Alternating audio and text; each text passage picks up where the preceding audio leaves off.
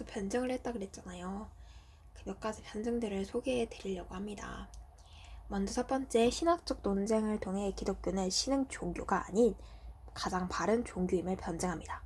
둘째는 기독교는 낡은 종교가 아니라 가장 이성적인 종교로 억측과 편견으로 공격하는 이교의 이방신에 대한 이론적 공격을 통하여 기독교의 정당성을 호소합니다. 기독교는 낡은 종교가 아니다. 여러분, 너희들이 이렇게 새로 만들어진 그런 새로운 종교가 아니라 오래된 종교가 아니라 가장 이상적인 종교다. 억측과 편견으로 공격하는 이교의 이방신에 대한 이론적 공격을 통하여 기독교의 정당성을 호소합니다. 셋째, 기독교 신자들이 인육 식사를 하고 근친 상간을 한다는 비판에 대하여 이교도들이 오히려 부도덕하며 기독교는 고상하고 도덕적이고 실천적인 종교임을 주장합니다. 기독교 신자들이 인육 식사를 하고 근치상간한다는 그 비판에 대해 이교도들이 오히려 더 부도덕하며 기독교는 고상하고 도덕적이고 실천적인 종교임을 나타냅니다. 당시 긴장과 갈등의 양상은 하드리안 황제에게 보낸 쿼드라투스의 디오그네투스에게, 이게 그 편지 형식은 아니요, 호소문 형식이었습니다. 호소문 형식의 작품인 뭐가 좀 콸콸콸 호소하는 느낌. 디오그네투스에게 그네로 날려버린 거야. 그네 호소? 그 변증문 속에 잘 드러나 있습니다. 기독교 신자들은 나라와 언어와 관습에 있어서 다른 이들과 다른 점이 없다. 그들은 자신들의 고국에 살고 있으나 나그네들이다. 그들은 시민으로서의 모든 의무를 다하고 있지만 외국인처럼 박해를 받고 있다. 그들은 어디에 가든지 그곳을 고국으로 삼지만 동시에 그들의 모국은 그 어느 곳에도 존재하지 않는다. 그들은 육신을 입고 있으나 육신에 따라 살지 않는다. 그들은 지상에 살고 있으나 천국의 시민들이다. 그들은 모든 법을 지키지만 법에 의해 요구되는 것보다 한층 더 높은 차원에 살고 있다. 그들은 모든 인간들을 사랑하지만 모든 인간들에게 박해받고 있다. 박해의 결과, 칼과 맹수.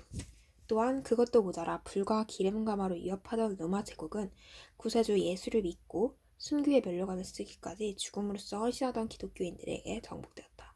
서방의 황제 콘스탄티우스의 아들 콘스탄틴은 요크에서 사망한 뷰친에 이어 황제가 되고 322년 로마 근교 밀비안 다리에서 막센티우스를 물리쳐 서방의 패권을 차지하게 되었다. 어휴.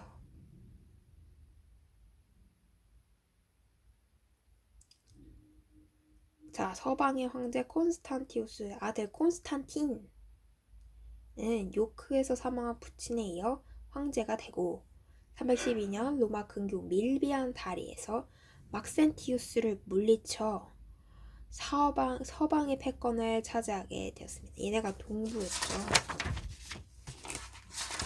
네, 여기 안 적었나? 그들은 동부였던 것 같습니다. 네, 맞아요. 아니네. 서부 사람들이 왜 동부를 장악합니까?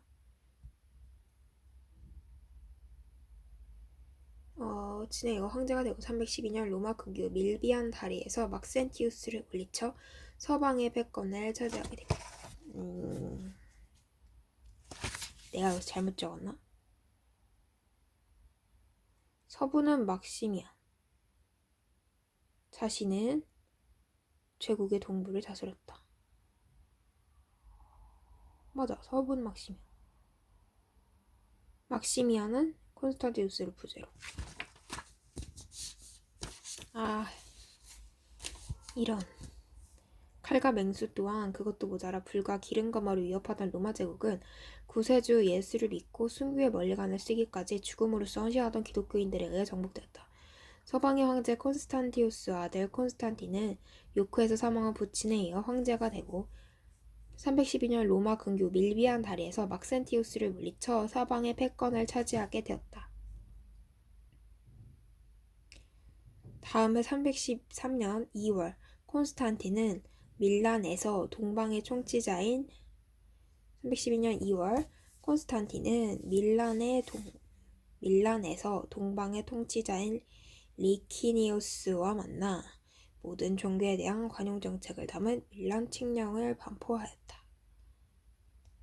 312년 2월 콘스탄틴은 밀란에서 동방의 통치자인 리키니우스와 만나 모든 종교에 대한 관용 정책을 담은 밀란 칙령을 반포하였다.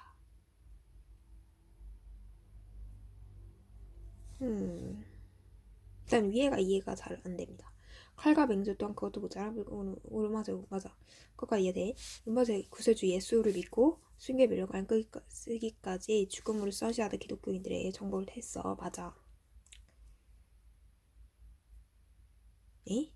네모제국은 구세주 예수를 믿고 순교의 멸류관 쓰기까지 죽음으로 선시하던 기독교인들에게 정복되었다.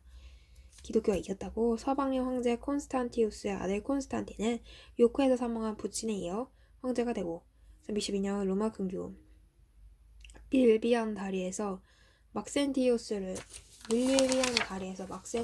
물리쳐 서방의 패권을 차지하게 되었다.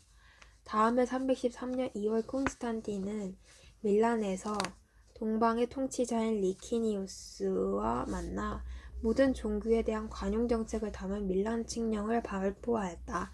이로써 그동안 기독교에 대해 가해졌던 박해가 중지되고 기독교는 다른 이방 종교와 같이 합법적인 종교로서 자유롭게 신앙행위를 할 수 있게 되었다. 그리고 그뿐만 아니라 양심의 절대적 자유가 선포되고 박해 때 몰수당한 재산들을 반환받기에 이르렀다. 콘스탄틴이 기독교의 자유와 많은 혜택을 준 것은 개인적인 신앙에서 발로되었다기보다는 다분히 정치적인 이유에서 시작되었다. 그러나 이 일은 로마 제국의 역사에 있어서 전환점이 될 뿐만 아니라 세계사의 흐름을 바꿔놓은 역사적인 계기를 가져다 주었다. 다시. 자, 다음에 313년 2월 콘스탄틴은 밀란에서 동방의 통치자인 리키니우스와 만나 모든 종교에 대한 관용 정책을 담은 밀란 칙령을 반포했다. 콘스탄티누스가 한 게 아니라 콘스탄틴이 했던 거였구나. 이로써 그동안 기독교에 대해 가해졌던 박해가 중지되고 기독교는 다른 이방 종교와 같이 합법적인 종교로서 자유롭게 신앙행위를 할 수 있게 되었다. 그리고 그뿐만 아니라 양심의 절대적 자유가 선포되고 박해 때 몰수당한 재산들을 반환받기에 이르렀다. 콘스탄틴이 기독교의 자유와 많은 혜택을 준 것은 개인적인 신앙에서 발로되었다기보다는 다분히 정치적인 이유에서 시작되었습니다.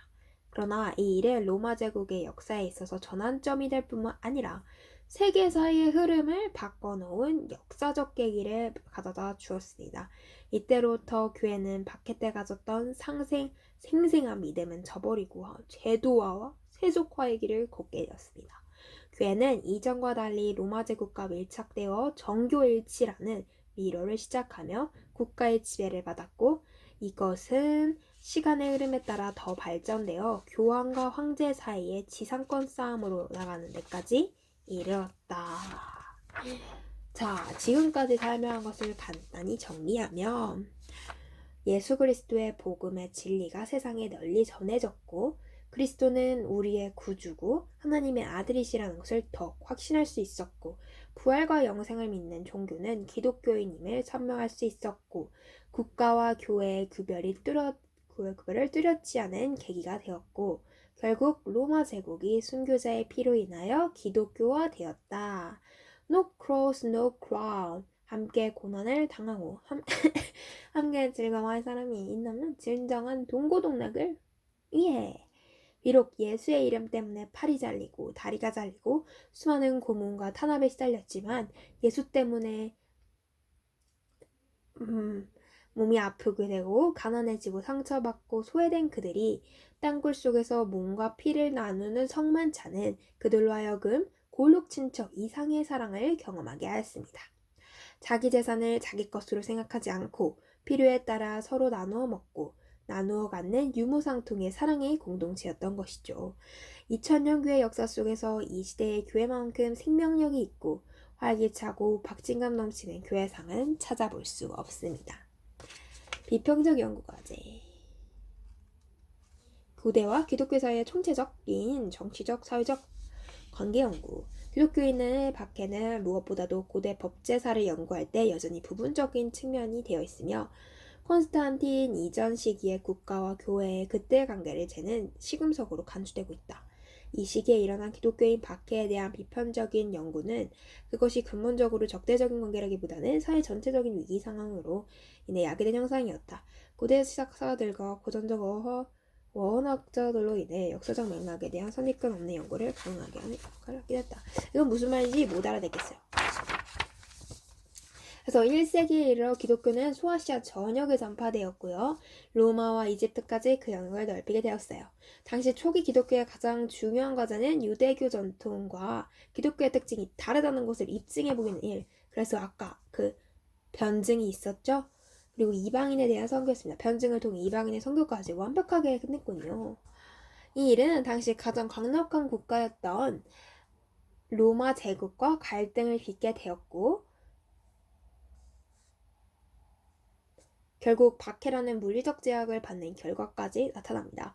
기독교에 대한 최초의 박해는 초기 기독교 공동체인 예루살렘 교회가 설립된 이후 유대인들에게 이어났습니다. 로마 제국의 기독교에 대한 박해는 기독교 생존에 위협을 끼치는 일이었지만 오히려 박해를 통해 교회가 정화되고 전 세계에 확신을 주는 계기가 되었죠. 터툴리안 교부의 말과 같이 기독교인들이 흘린 피는 교회 성장의 기초가 되었고 콘스탄틴 대제 때에 와서는 신앙의 자유를 획득했을 뿐만 아니라 칼로 위협받던 로마 제국을 그리스도의 복음으로 정복할 수 있게 되었습니다. 콘스탄틴 313년 밀란 칙령이 중요한 것 같고 밀란 칙령이 뭐다? 313년 2월 콘스탄틴은 밀라노라고 부르는 곳 있죠? 거기 동방의 총시자인 리티니우스와 만나 모든 종교에 대한 관용 정책을 담은 밀란 칙령을 반포했다. 그래서 기독교에 대한 박해가 중지됐고 기독교는 다른 이방 종교와 같이 합법적 종교로서 자유롭게 신앙생활을 할 수 있게 되었다.